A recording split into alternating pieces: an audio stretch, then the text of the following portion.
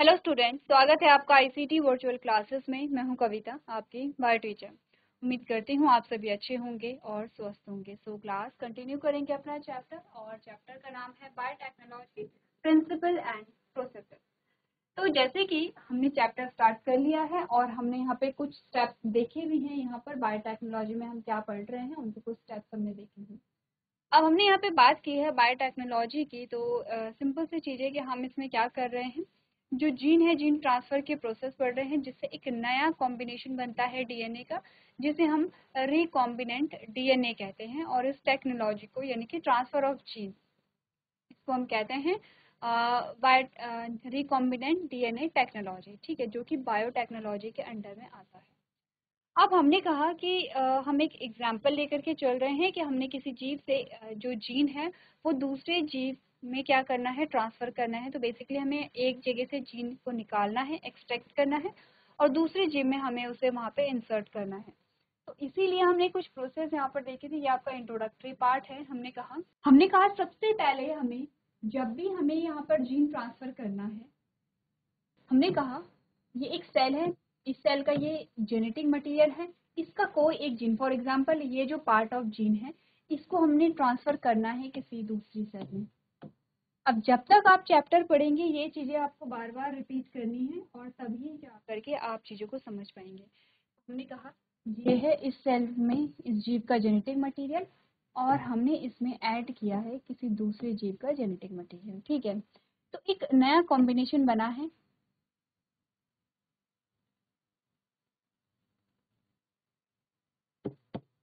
Recombination यहाँ पर हुआ है, या इसको हम रिकॉम्बिनेंट डीएनए भी कह सकते हैं।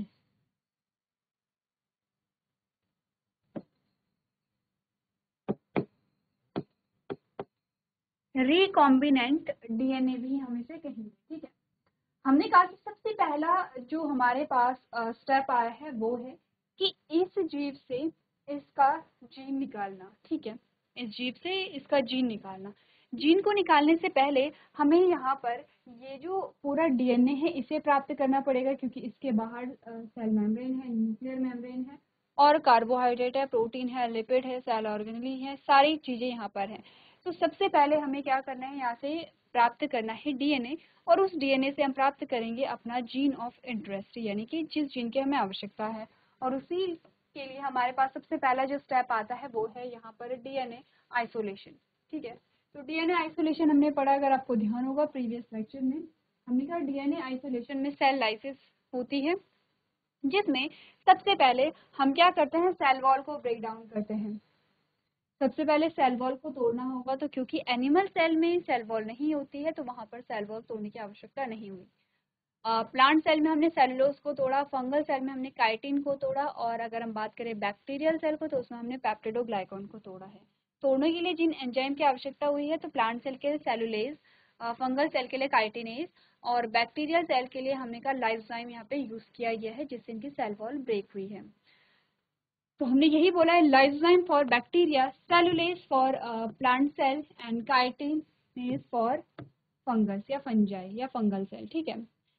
This release the DNA and other cellular components into the solution. अब solution में DNA बचा है यहाँ पर, ठीक है। उसके साथ सेल ऑर्गेनेली होगी, प्रोटीन, कार्बोहाइड्रेट, लिपिड, ये सारी चीजें होंगी। अब हम क्या करेंगे, हम करेंगे add proteinase to digest protein. हम प्रोटीनेज को डालेंगे जिससे कि प्रोटीन का डाइजेशन हो जाएगा, प्रोटीन वहां से हट जाएगा। हम राइबोलेज डालेंगे या आरएनएज जिसे हम कहते हैं, जो आरएनए का डाइजेशन करेगा। हम लाइपेज डालेंगे जो कि लिपिड का ब्रेक डाउन करेगा और लिपिड को यहाँ से रिमूव करेगा। And this leave the DNA as the primary molecule remaining. और अब हमारे पास सिर्फ डीएनए बचा हुआ है। अब हमें उस सॉल्यूशन से डीएनए को एक्सट्रैक्ट करना है। उसके लिए हमारे पास डीएनए जो है वो कंडेंस फॉर्म में कहिए, या प्रेसिपिटेट समझते हैं, जब कोई चीज़ यहाँ पर एक साथ एक जगह पे इकट्ठा हो जाती है, ठीक है, उसे हम प्रेसिपिटेट कहते हैं। तो हमने कहा ये डीएनए हमें प्रेसिपिटेट फॉर्म में प्राप्त करना है, जिससे कि हम डीएनए को इजीली निकाल सके, क्योंकि डीएनए क्या है, थ्रेड लाइक स्ट्रक्चर है जिसकी लेंथ मीटर्स में होती है। अब हमें क्या करना है, उसका प्रेसिपिटेट बनाना है, तो हमने इसमें डाली है चिल्ड एथेनॉल। जैसे ही चिल्ड एथेनॉल को डाला गया है वैसे ही तैयार हो जाता है डीएनए का प्रेसिपिटेट। तो हमारे पास अब नेक्स्ट हेडिंग आती है प्रेसिपिटेशन ऑफ डीएनए। पहला है आइसोलेशन, ये वैसे आइसोलेशन के अंडर ही आता है। आइसोलेशन का मतलब होता है कि डीएनए को प्राप्त करना। तो उसके बाद प्रेसिपिटेशन में हमने क्या कहा, add chilled ethanol to the solution, ethanol cause the DNA to clump together and become visible as a thread. ठीक है, अब डीएनए यहाँ पर विजिबल हो जाता है जैसे हमने उसमें चिल्ड एथेनॉल डाली है, जैसे कि आपको इमेज में दिख रही है, और आप अपनी बुक में देखेंगे तो आपके बुक में भी आपको इमेजेस दिखाई जाती हैं कि जैसे ही चिल्ड एथेनॉल डाली गई तो डीएनए कैसे होता है। ये जब आप लेबोरेटरी में जब आप यहाँ पर प्रैक्टिस करेंगे या प्रैक्टिकल जब आप परफॉर्म कर रहे होंगे, और जब आप यहाँ पर इसी प्रकार से आइसोलेशन करेंगे डीएनए का, किसी भी चीज़ का आप आइसोलेशन कर रहे हैं, आपने सारी प्रोसेस यहाँ पे फॉलो कर ली हैं। आपने वहाँ पर जो सेल वॉल को तोड़ने के लिए एंजाइम डाले हैं, आपने लाइपेज डाले हैं, प्रोटीएज डाले हैं, आरएनएज डाले हैं। ठीक है, आपने ये सारी चीज़ें ऐड कर ली हैं, और उसके बाद आप चिल्ड एथेनॉल को डाल रहे हैं, तो आपके पास कुछ ऐसा ही स्ट्रक्चर आता है यहाँ पर। अब हम क्या करेंगे, स्पूलिंग हमारे पास नेक्स्ट प्रोसेस आते हैं। स्पूलिंग में आपने कहा कोई भी ऐसी चीज़ जिसे जो इस प्रकार से मुड़ी हो, जिसे हम अंदर डालें और डीएनए को पूरा वहाँ से क्या कर लें, एक्सट्रैक्ट कर लें या निकाल लें, इसी को हम स्पूलिंग कहते हैं। और इसी के साथ हमारा जो आइसोलेशन ऑफ डीएनए जो पहला स्टेप है वो कंप्लीट होता है। तो आइसोलेशन में हम क्या क्या चीज़ें कर रहे हैं, आइसोलेशन में सबसे पहले तो आप वहाँ पर जो एंजाइम्स है वो डाल रहे हैं, ठीक है, चीज़ों को तोड़ने के लिए। फिर उसके बाद आप यहाँ पे प्रेसिपिटेशन कर रहे हैं डीएनए का, और थर्ड आप स्पूलिंग कर रहे हैं। तो ये 3 स्टेप आपको ध्यान रखने हैं जो आइसोलेशन के अंडर में आते हैं। अब हमने कहा हमारे पास आ गया है नेकेड डीएनए, ऐसा डीएनए जिसके बाहर कोई आवरण नहीं है।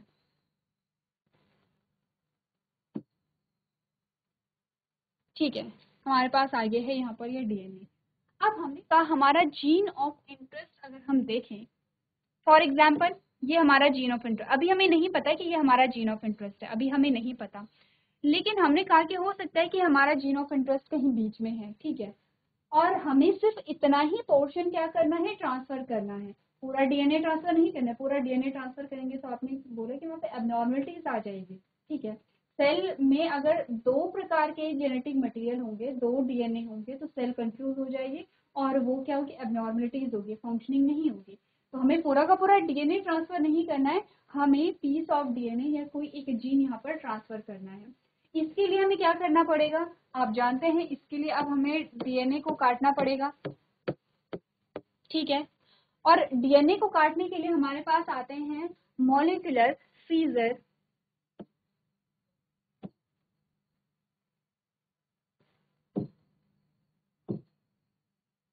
या इसको हम क्या नाम देते हैं, जेनेटिक सीजर, या इनको नाम दिया जाता है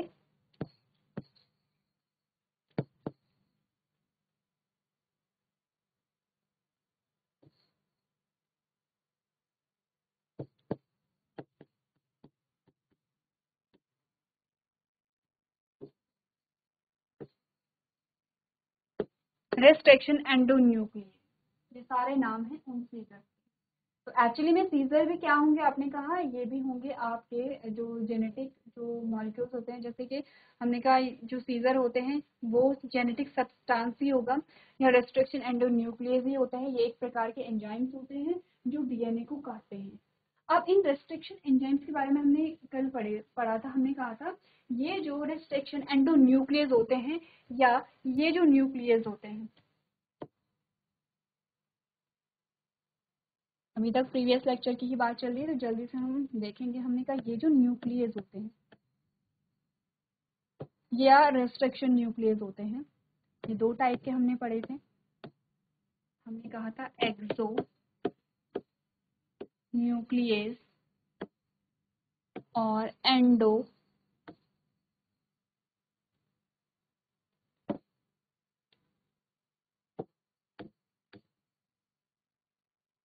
एंडोन्यूक्लियस। ये है हमारा डीएनए। ठीक है, ये हमारा डीएनए है।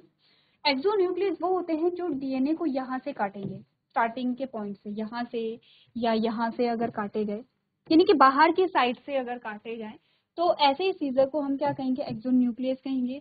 लेकिन ऐसे सीजर जो डीएनए को बीच से काटते हैं उसको हम एंडोन्यूक्लियस कहते हैं, क्योंकि आपने कहा जैसे ये डीएनए है तो डीएनए को बीच वाले पोर्शन से काटा जा रहा है या अंदर वाले पोर्शन से काटा जा रहा है, वो है एंडोन्यूक्लियस। ठीक है, अब इसी के बारे में थ्योरेटिकल पोर्शन हमारे पास कुछ आता है। मॉलिक्यूलर सीजर क्या होते हैं एक बार हम लोग पढ़ लेंगे, आप लोग क्या करेंगे, इनकी जो डेफिनेशन है वो नोट कर लेंगे। ठीक है, आपने कहा molecular scissors are enzymes called restriction endonucleases that cut DNA at specific base pair sequences. बहुत इंपॉर्टेंट सेंटेंस आपका है और यही सेंटेंस आपको एक डेफिनेशन देता है मॉलिक्यूलर सीजर की। मॉलिक्यूलर सीजर क्या होते हैं, एंजाइम्स होते हैं। ठीक है, क्या होंगे, एक एंजाइम्स होते हैं और इनको हम रिस्ट्रिक्शन एंडोन्यूक्लियस कहते हैं या जेनेटिक सीजर कहते हैं या मॉलिक्यूलर सीजर के नाम से हम इन्हें जानते हैं। इनका काम है दैट कट डीएनए, ये डीएनए को काटेंगे eight specific base pair. Specific base pair से क्या करेंगे, ये यहाँ पर काटेंगे। जैसे कि आपको ध्यान होगा हमने पढ़ा था प्यूरिन,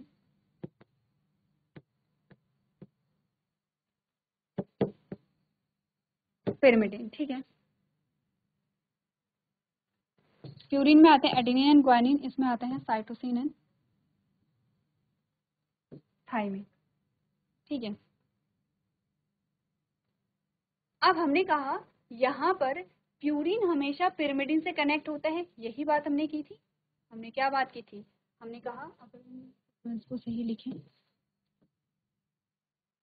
ऐसे लिखेंगे थायमिन एंड साइटोसिन। ठीक है, हमने कहा प्यूरिन पिरिमिडिन से ऐड होता है, इसीलिए एडेनिन थायमिन से ऐड होता है, ग्वानिन साइटोसिन से ऐड होता है। ठीक है, तो ये क्या होता है, सीक्वेंसेस हमारे पास आते हैं, बेस पेयर के सीक्वेंसेस कुछ इस प्रकार से हमारे पास आते हैं और इसीलिए कहा गया है कि जो मॉलिक्यूलर सीजर हैं, ये बात आप समझ रहे हैं क्योंकि आपने एक चैप्टर पढ़ा है मॉलिक्यूलर बेसिस ऑफ इनहेरिटेंस, वहां पर हमने ये सारी चीजें डिस्कस की हैं।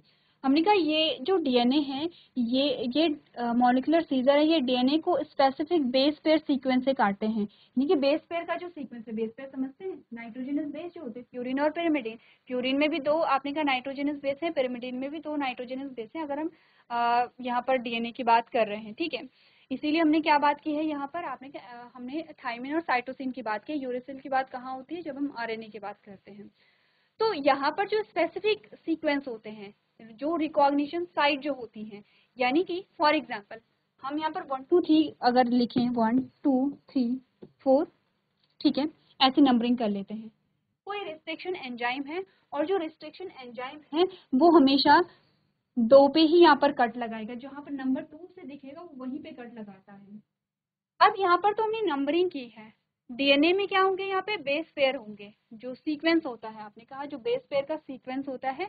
ऐसे ही जो मॉलिक्यूलर सीजर होते हैं वो स्पेसिफिक जो साइट होती है या जो विशिष्ट स्थान होते हैं वहीं से वो कट लगाते हैं।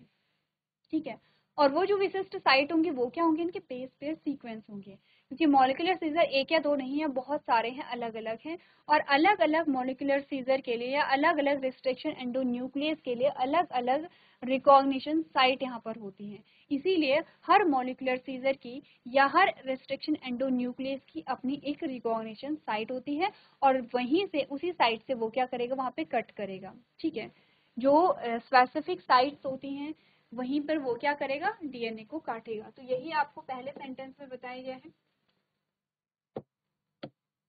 ठीक है, they are essential tools in recombinant DNA technology. आपने कहा ये बहुत इंपॉर्टेंट टूल है रिकॉम्बिनेंट डीएनए टेक्नोलॉजी में। जो आप पढ़ रहे हैं वो रिकॉम्बिनेंट डीएनए टेक्नोलॉजी है, जो बायोटेक्नोलॉजी के अंदर आती है। बायोटेक्नोलॉजी की एक ब्रांच कह सकते हैं या एक प्रोसेस कह सकते हैं, वो होती है रिकॉम्बिनेंट डीएनए टेक्नोलॉजी। इसमें यही तो हम पढ़ रहे हैं कि जो डीएनए है उसे उसका रिकॉम्बिनेशन कराया जाए, उसमें नए जीन को ऐड करके उसे रिकॉम्बिनेंट बनाया जाए। तो रिकॉम्बिनेंट डीएनए टेक्नोलॉजी में क्या होता है, फॉर्मेशन ऑफ रिकॉम्बिनेंट डीएनए, यानी कि ऐसा डीएनए जिसमें क्या हुआ, पुनः या इसका फिर से रिकॉम्बिनेशन हुआ हो। रिकॉम्बिनेशन कैसे होगा, नए जीन को ऐड करके होगा। क्लियर है? तो आपने कहा इस प्रोसेस में जो मॉलिक्यूलर सीजर हैं या जेनेटिक सीजर हैं या रिस्ट्रिक्शन एंडोन्यूक्लियस हैं, ये इंपॉर्टेंट रोल प्ले करते हैं because they allow scientist to cut and paste gene into the different DNA molecules. क्योंकि आपने कहा यही जो रिस्ट्रिक्शन एंडोन्यूक्लियस हैं, यही यहाँ पर साइंटिस्ट को अलाउ करते हैं डीएनए को काटना या उस जीन को किसी दूसरे जीन में किसी दूसरे सेल में क्या करना, पेस्ट करना, such as plasmid to create a new genetic combination. This process is crucial for applications like a genetic engineering and cloning. ठीक है, तो ये वाला सेंटेंस हम बाद में बात करेंगे जब हम एप्लीकेशन पे जाएंगे।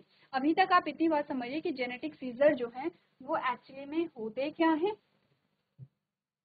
ठीक है, अभी काम कैसे करते हैं इसके बारे में बात करेंगे, उससे पहले आप लोग एक बार इनकी जो डेफिनेशन है वो नोट कर लेंगे। चलिए, अब मॉलिक्यूलर सीजर एक्ट कैसे करते हैं उसके बारे में थोड़ा सा बात कर लेते हैं।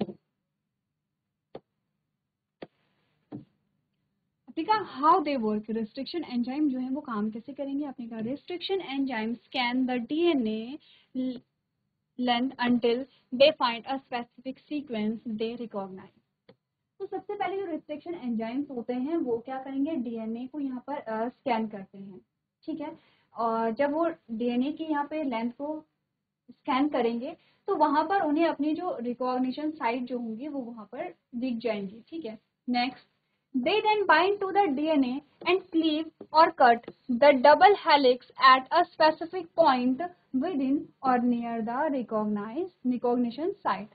तो अब उसके बाद जो यहाँ पर रिस्ट्रिक्शन एंजाइम्स होते हैं वो डीएनए से बाइंड करेंगे और आपने कहा कि जहां पर रिकॉग्निशन साइट होगी या नियर द रिकॉग्निशन साइट वहां पर वो कट यहाँ पर करेंगे। The cut of then leave a sticky in short single stranded overhangs which are essential for joining DNA fragments together with a complementary sequence।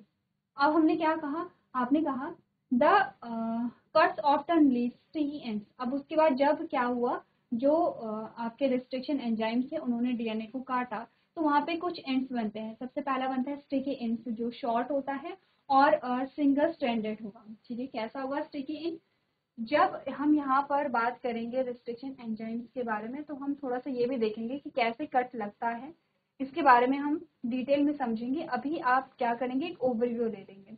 हमने कहा जब स्टिकी एंड्स बनते हैं तो ये क्या होते हैं, यहाँ पर सिंगल स्टैंडर्ड होते हैं। आपने कहा इनका जो फीचर होता है which are essential for joining DNA fragments together. अब ये इंपॉर्टेंट भी होते हैं डीएनए के फ्रेगमेंट का वापस ज्वाइंट होने के लिए विद कॉम्प्लीमेंट्री सीक्वेंस, क्योंकि इनमें क्या होंगे, कॉम्प्लीमेंट्री सीक्वेंस होंगे। After cutting these fragments can be inserted into a vector. अब जैसे ही हमने यहाँ पर क्या किया है, जो रिकॉग्निशन साइट को जो काटा है, ठीक है, और उसके बाद हमारे पास जो फ्रेगमेंट आए हैं ये फ्रेगमेंट वेक्टर के अंदर हम इंसर्ट कर सकते हैं like a plasmid and transform into a host cell. अब ये वाली जो लाइन है ये हमें इतनी जल्दी समझ में नहीं आएगी। हमने कहा रिस्ट्रिक्शन एंजाइम एक्चुअली में काम कर क्या कर रहे हैं, कैसे कर रहे हैं। अभी के लिए इतना समझिए कि ये एक डीएनए फ्रेगमेंट हमारे पास आता है, रिकॉग्निशन साइट जो होती हैं वो स्कैन करती हैं पूरे डीएनए को। अब ये पहचानेंगे अपनी रिकॉग्निशन साइट, फॉर एग्जांपल यहाँ से कट लगाया, यहाँ से लगाया, यहाँ से लगाया। ठीक है, एक से ज्यादा रिकॉग्निशन साइट हो सकती है। अब कट जब लगाए तो अब हमारे पास डीएनए के क्या आ गए हैं, यहाँ पे फ्रेगमेंट आ गए हैं। ठीक है, इस प्रकार के फ्रेगमेंट हमारे पास डीएनए के आ गए हैं। अब हमें क्या करना है, सबसे पहले तो इन्होंने सीधे यहाँ पर बोला है कि जैसे ही फ्रेगमेंट होते हैं हमारे पास आते हैं डीएनए के तो हम इन्हें वेक्टर के अंदर डालते हैं। वेक्टर के आगे बात करेंगे, लेकिन हमने कहा सबसे पहले तो हमें इन फ्रेगमेंट्स में से अपना जीन ऑफ इंटरेस्ट पहचानना होगा, तब जाकर के हम उसे ट्रांसफर करने की तैयारी करेंगे। और इसके लिए हमने कहा हमें इन फ्रेगमेंट्स को अलग करना है, क्योंकि बहुत सारे फ्रेगमेंट हमारे पास आ गए हैं। अगर डीएनए की लेंथ मीटर्स में है आपने कहा तो बहुत सारे फ्रेगमेंट हमारे पास आ जाते हैं जिनमें से अपना जो जीन ऑफ इंटरेस्ट है उसे हमें पहचानना होगा। और इसी के लिए हमारे पास आता है next step that is Z electrophoresis. तो अभी तक आपने क्या क्या पढ़ा है, आपने पढ़ा है आइसोलेशन ऑफ डीएनए, आप दूसरा आपने पढ़ा है फ्रेगमेंटेशन ऑफ डीएनए, जहाँ पर आपने रिस्ट्रिक्शन एंजाइम्स की बात की है, ठीक है। थर्ड स्टेप जो आता है वो है जेल इलेक्ट्रोफोरेसिस। जेल इलेक्ट्रोफोरेसिस में क्या किया जाता है, एक जेल लिया जाता है, एक जेल लिया जाता है। कहाँ से लिया जाता है ये जेल, एग्रोस जेल इसे कहते हैं, जो रेड एल्गी से लिया जाता है। एल्गी समझते हैं, शैवाल एल्गी, ठीक है, रेड एल्गी से लिया जाता है। तो ये जो आप पूरा देख रहे हैं ये प्लास्टिक जैसा भी दिख सकता है, लेकिन एक्चुअली में ये जेल है, ठीक है। पूरा एक बेड टाइप का है और ये क्या होता है, यहाँ पे जेल होता है। यहाँ पर छोटे छोटे वेल जैसे बनाए जाते हैं, वेल जो छोटे छोटे कुएं जैसे संरचनाएं बनाई जाती हैं या गड्ढे बनाए जाते हैं, ठीक है। उन गड्ढों में इन डीएनए के फ्रेगमेंट को भरा जाता है, ठीक है।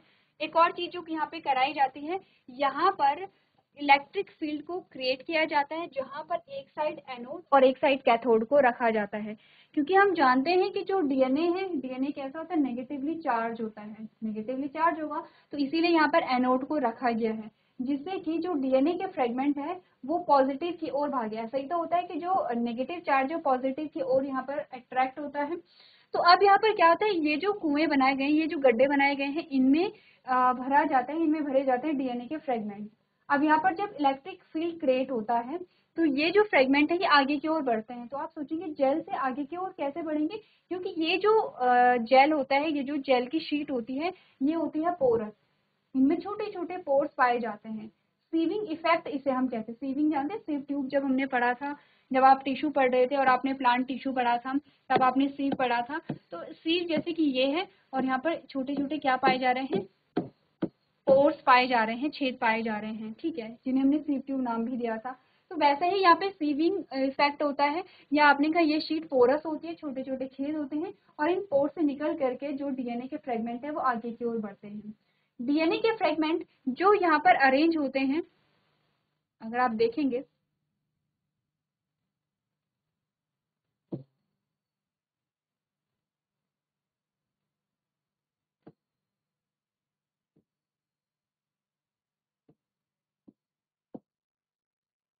ठीक है, जैसे कि ये यहाँ पर इस प्रकार से हमने बनाया है। अब आपने कहा यहाँ पर आपने गड्ढे किए हैं, ठीक है, और यहाँ पर आपने क्या डाला है, जो डीएनए के फ्रेगमेंट है वो डाले हैं। अब डीएनए के फ्रेगमेंट ऐसे इस प्रकार से आगे की ओर बढ़ते चले जाते हैं, ठीक है। अगर आप यहाँ पर देखेंगे तो हमें यहाँ पे क्या समझ आए हैं, बड़े जो फ्रेगमेंट हैं, बड़े जो पीस हैं डीएनए के, वो यहाँ रह गए हैं और छोटे पीस आगे की ओर निकल गए हैं। तो यहाँ पर जो एग्रोस जेल है या जो जेल की शीट है, वहाँ पर डीएनए के फ्रेगमेंट कैसे अरेंज हो जाते हैं कि बड़े फ्रेगमेंट आगे रह जाते हैं और छोटे फ्रेगमेंट पीछे निकल जाते हैं। पीछे का मतलब क्या है कि जैसे ये शीट है, तो यहाँ से आपने कहा आपने फ्रेगमेंट डाले हैं, तो बड़े फ्रेगमेंट यहीं रह गए हैं और छोटे फ्रेगमेंट आगे की ओर बढ़ गए हैं। तो ये अरेंज हो जाते हैं कि बड़े एक साइड रह जाते हैं और छोटे आगे की ओर यहाँ पर अरेंज हो जाते हैं। इससे क्या होता है, जो डीएनए के फ्रेगमेंट है वो अरेंज हो गए हैं। अब आपके पास क्वेश्चन ये भी आता है कि डीएनए के जो फ्रेगमेंट हैं वो कैसे मूव करते हैं, वो साइज के अकॉर्डिंग मूव करते हैं या वो चार्ज के अकॉर्डिंग मूव करते हैं। तो अभी आपके बुक में साइज के अकॉर्डिंग दिया गया है, लेकिन चार्ज के अकॉर्डिंग भी करते हैं। तो आप सबसे पहले सेलेक्ट करेंगे, जैसे अगर एमसीक्यूज आपके पास आते हैं कि डीएनए फ्रेगमेंट जो है वो मूव करते हैं, किसके द्वारा मूव करते हैं, किस बेस पे मूव करते हैं, डीएनए के फ्रेगमेंट के जो साइज होते हैं उस पे, या आपके पास आता है और ऑप्शन आपके पास आते हैं, या तो यहाँ पर आप क्या करेंगे, डीएनए के फ्रेगमेंट के साइज के अकॉर्डिंग, क्योंकि साइज के अकॉर्डिंग ही हमें बताया गया कि बड़े जो फ्रेगमेंट है वो यहाँ रह गए हैं, छोटे यहाँ रह गए हैं। अगर ऑप्शन में आपने कहा कि डीएनए के जो फ्रेगमेंट का साइज और उनके चार्ज दोनों अगर ऑप्शन में आ गए हैं, यानी कि एक ही ऑप्शन में दोनों दिए गए हैं, तो उस ऑप्शन को भी आप सही करेंगे, ठीक है। तो जेल इलेक्ट्रोफोरेसिस में यही होता है कि एक तो जेल का यूज किया जा रहा है और इलेक्ट्रिक फील्ड का को क्रिएट किया जा रहा है, इसीलिए इसका नाम है जेल इलेक्ट्रोफोरेसिस। पढ़ ले इसे, सिंपल सी चीज है। आपने कहा gel electrophoresis is separate macromolecules like a DNA, RNA and proteins by size and charge using an electric field that pull them through a porous gel matrix। तो कुछ चीजें आपको यहाँ पर ध्यान रखनी, जैसे जेल इलेक्ट्रोफोरेसिस का काम होता है जो सेपरेशन का काम होता है। सेपरेशन कैसे, जैसे मैक्रो मॉलिक्यूल्स जो होते हैं, चाहे डीएनए के हों या आरएनए के हों, या आपने कहा कि जो प्रोटीन के जो फ्रेगमेंट्स हों उनको क्या करना, सेपरेट करना, ठीक है। किसके अकॉर्डिंग सेपरेट करता है, फ्रेगमेंट के साइज और उन पर चार्ज के अकॉर्डिंग इन्हें क्या करता है, सेपरेट करता है, अलग अलग करता है। क्या यूज करेगा, इलेक्ट्रिक फील्ड को यूज करेगा। ध्यान रखेंगे, आपके पास आ सकते हैं कि मैग्नेटिक फील्ड होता है या इलेक्ट्रोमैग्नेटिक फील्ड होता है या इलेक्ट्रिक फील्ड होता है, तो आप क्या यहाँ पर चूज करेंगे, इलेक्ट्रिक फील्ड होगा, ठीक है। That pull them through a process gel matrix, smaller molecules migrate further and faster than the larger ones, creating a visible band that can be analyzed। तो आपने कहा कि जो छोटे मॉलिक्यूल है वो आगे भाग जाते हैं, क्योंकि साइज छोटा है तो जल्दी से वो पोर से बाहर निकल के आगे की ओर बढ़ते चले जाते हैं, और जो लार्ज मॉलिक्यूल्स होते हैं वो पीछे रह जाते हैं, ठीक है। की applications included DNA fingerprinting, isolating DNA for cloning and analysing PCR product, ठीक है। तो एप्लीकेशन, अगेन आपको ये जो टॉपिक है वो सेपरेट चैप्टर में देखने को मिलेगा, तो अभी आप इतना समझिए, ठीक है। प्रिंसिपल ऑफ सेपरेशन, सेपरेशन का प्रिंसिपल क्या होता है, चार्ज एंड इलेक्ट्रिक फील्ड, ये दोनों चीजें हमें बताई गई हैं। आपने कहा DNA and RNA are negatively charge due to their phosphate group, क्योंकि इनमें फॉस्फेट होता है तो डीएनए आरएनए इसीलिए नेगेटिव चार्ज होता है। So they are pulled by an electric current towards the positive electrode that is anode, इसीलिए यहाँ पर जब इलेक्ट्रिक फील्ड को क्रिएट किया जाता है तो ये डीएनए के जो सेगमेंट होते हैं वो एनोड की ओर मूव करते हैं। Protein can have a variety charge, so they often need to be a treat with SDS to give them a uniform negative charge for size based separation। तो यहाँ पर हम प्रोटीन की बात नहीं कर रहे हैं, सिर्फ डीएनए की ओर जाएंगे। आपने कहा अगर जेल की बात करें, आपने कहा the gel typically made of agarose और polyacrylamide act as a molecular sieve with a teeny pore, ठीक है। तो ये एग्रोज जेल से बना होता है। एग्रोज एक रेड एल्गी है जो कि पोरस होती है, इनमें छोटे छोटे पोर्स यहाँ पर होते हैं। तो एक बार आप लोग पढ़ लेंगे जेल इलेक्ट्रोफोरेसिस के बारे में। तो ये हमने बात की है जेल इलेक्ट्रोफोरेसिस के बारे में, जेल इलेक्ट्रोफोरेसिस कैसे काम करता है। सीविंग इफेक्ट एक बार पढ़ लेते हैं। सीविंग इफेक्ट है, आपने कहा smaller molecules move through the pores more easily and quickly. हम जानते हैं कि जो छोटे सेगमेंट होंगे वो पोर से जल्दी जल्दी मूव कर जाते हैं, और travelling a greater distance in a given time. आपने कहा कि एक लंबी दूरी को तय कर लेते हैं। Larger molecules are embedded by the gel matrix and move more slowly and a shorter distance। आपने कहा जो बड़े सेगमेंट होंगे वो स्लोली मूव करते हैं। सीविंग इफेक्ट इसी को कहते हैं, अगर अलग नाम से आ जाए तो कंफ्यूज नहीं करना है। सीविंग इफेक्ट का मतलब ये है कि शॉर्टर जो मॉलिक्यूल है वो पोर्स से बहुत जल्दी इजिली मूव कर पाते हैं पोर्स में, और जो लार्जर मॉलिक्यूल्स हैं वो स्लोली मूव करते हैं, ठीक है। इसीलिए इनका अरेंजमेंट होता है। और इसी के साथ एक और इफेक्ट, एक और प्रोसेस हमारे पास आती है, that is illusion. Illusion simply क्या है, जो जेल है, जेल से डीएनए को निकालने की प्रोसेस यहाँ पर होती है। तो अभी तक जो हमने पॉइंट्स पढ़े हैं, जिनमें हमने आइसोलेशन पढ़ा है, फ्रेगमेंटेशन पढ़ा है और जेल इलेक्ट्रोफोरेसिस पढ़े हैं, तीनों स्टेप को आप कंप्लीटली यहाँ पर रिवाइज करके लेकर के आएंगे। नेक्स्ट हमारा लेक्चर होगा, हम उसके आगे का जो पोर्शन है वो कंटिन्यू करेंगे। तो आज के सेशन में हम इतना ही करेंगे। अभी तक क्लास में बने रहने के लिए आपका धन्यवाद।